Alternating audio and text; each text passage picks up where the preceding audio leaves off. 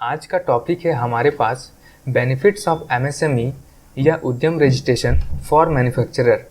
यानी कि आज की इस वीडियो में हम लोग जानेंगे कि मैन्युफैक्चरर के क्या क्या बेनिफिट्स है अगर वो एमएसएमई में रजिस्ट्रेशन अपना करवा लेते हैं। आज हम लोग वन बाय वन इसके बेनिफिट्स के बारे में बात करेंगे डिटेल में।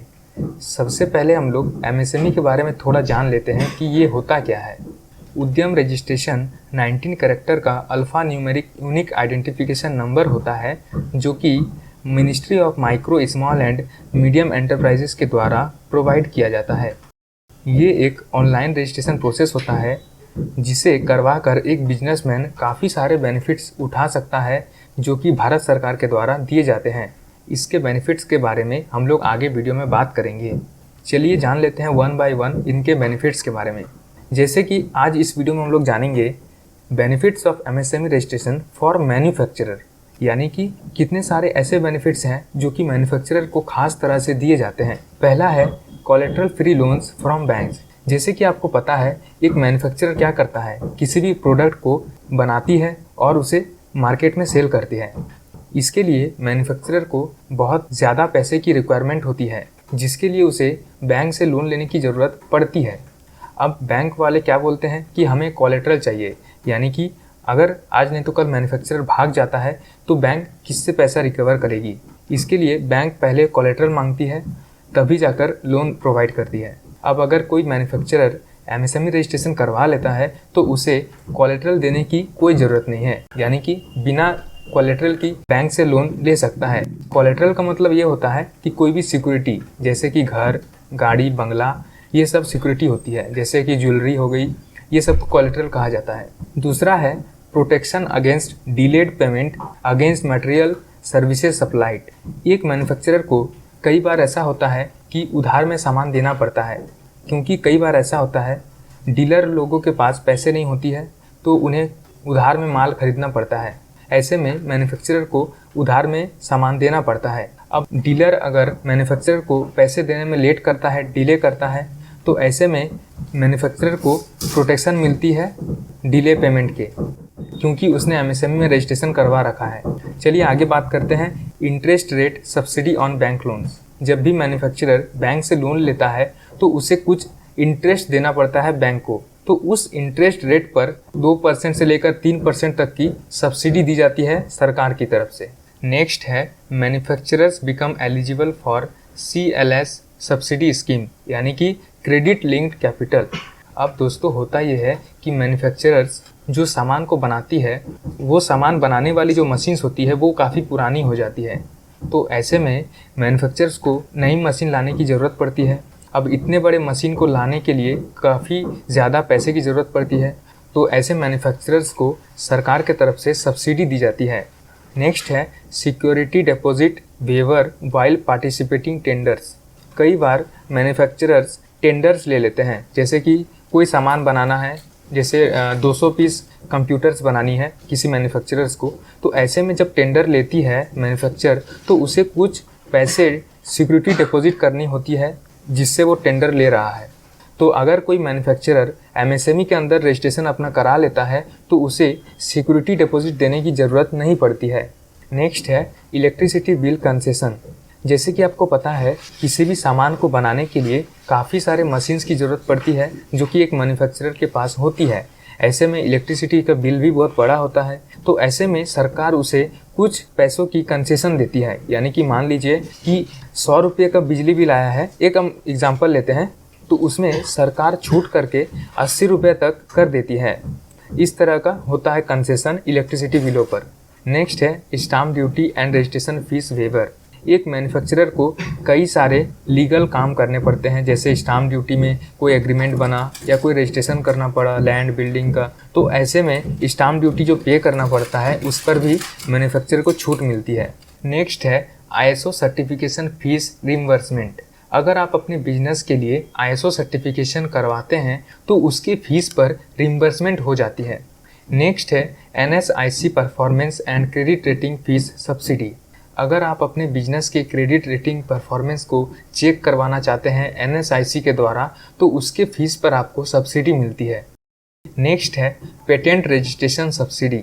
अगर एक मैन्युफैक्चरर अपने बनाए गए प्रोडक्ट पर पेटेंट रजिस्ट्रेशन करवाता है तो उस पर उसे सब्सिडी दी जाती है। नेक्स्ट है बारकोड रजिस्ट्रेशन सब्सिडी। अगर एक मैन्युफैक्चरर अपने प्रोडक्ट्स पर बारकोड लगवाता है तो उस पर भी उसके रजिस्ट्रेशन पर सब्सिडी दी जाती है। और लास्ट में है government support for participating in international trade fair. एक मैन्युफैक्चरर का सपना होता है कि अपने प्रोडक्ट्स को इंटरनेशनली बेच पाए। इसके लिए मैन्युफैक्चरर चाहता है कि उसके सामान को इंटरनेशनल ट्रेड फेयर पर शो किया जाए।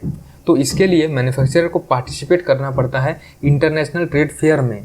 तो ऐसे में गवर्नमेंट सपोर्ट करती है ऐसे मैन्युफैक्चरर को जो लोग एमएसएमई रजिस्ट्रेशन करवा लिए हैं। तो ये थी इतने सारे बेनिफिट्स जो कि एक मैन्युफैक्चरर को मिलती है अगर वो एमएसएमई रजिस्ट्रेशन करवा लेता है। चलिए अब जान लेते हैं कि आप एमएसएमई रजिस्ट्रेशन या फिर उद्यम रजिस्ट्रेशन आप कैसे करवा सकते हैं।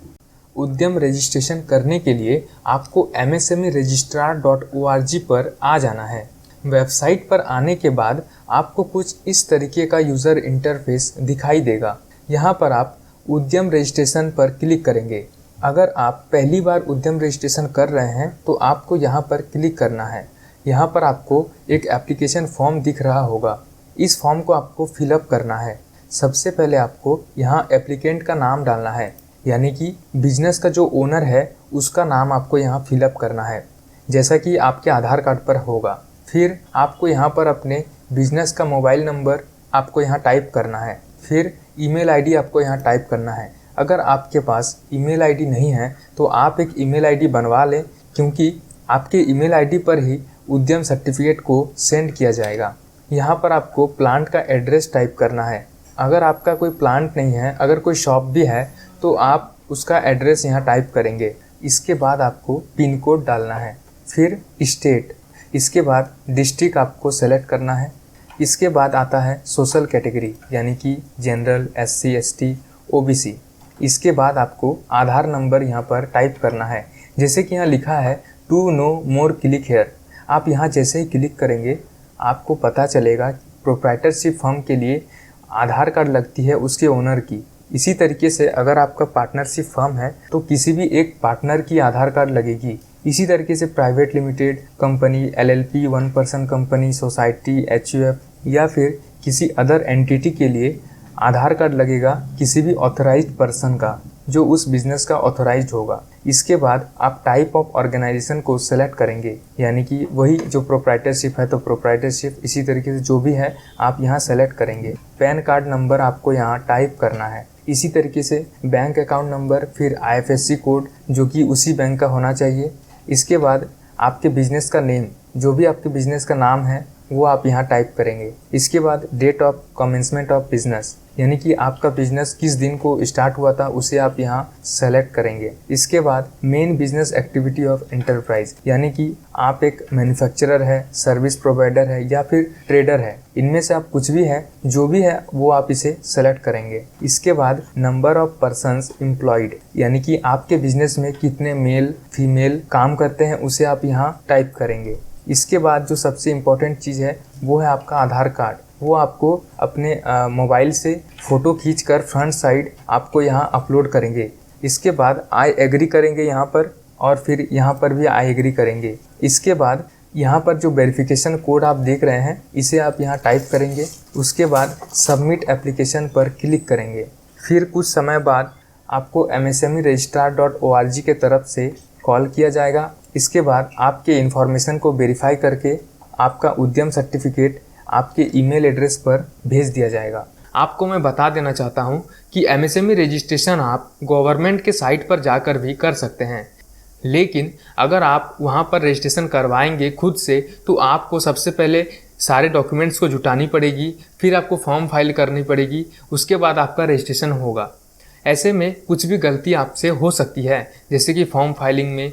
तो मैं आपसे रेकमेंड करूंगा कि आप किसी प्रोफेशनल से कराएं, जैसे कि msmeregistrar.org। यहाँ पर पूरे प्रोफेशनल्स बैठे हुए हैं आपके रजिस्ट्रेशन करने के लिए।